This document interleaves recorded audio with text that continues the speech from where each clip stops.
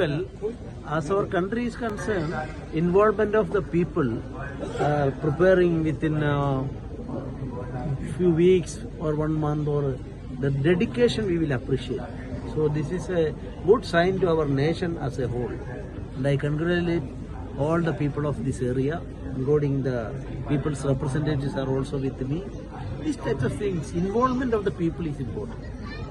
Not governmental arrangement, but their own involvement in that. I appreciate that.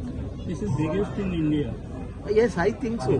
But I have no experience to other parts of the country as a whole. So anyway, likely this is the